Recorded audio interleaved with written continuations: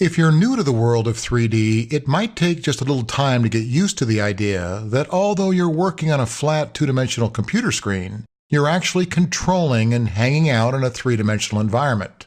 And that means you'll be manipulating not just a world that goes up and down and left and right, but also an area that goes in and out. You've got a dimension of depth, in other words, to deal with.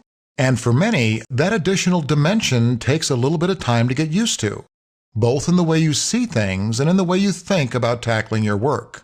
You know, visualizing things in 3D might be a little easier if you approach your computer screen in the same way you approach driving a car.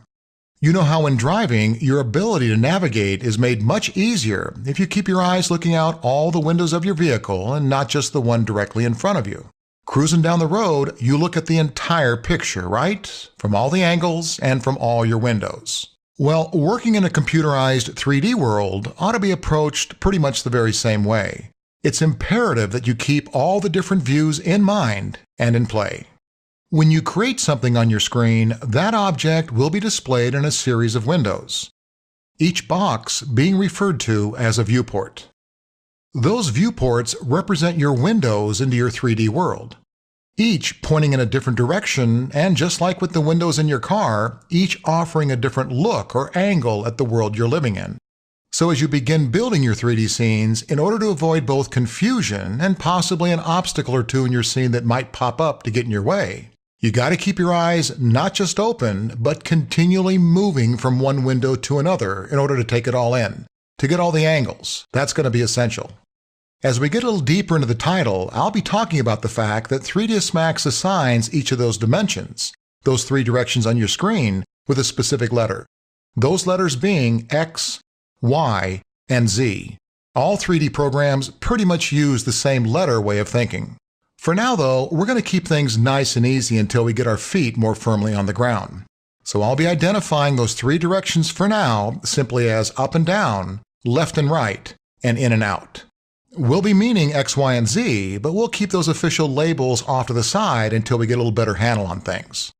Now, as you start moving things around, you're going to find that Max gives you a very helpful little icon that pops directly on top of the object you're working on. That icon is called the transformation gizmo, or gizmo for short. The gizmo always displays in three specific colors: red, green, and blue. But its shape will change, which will serve as a visual reminder as to whether you're ready to move, rotate,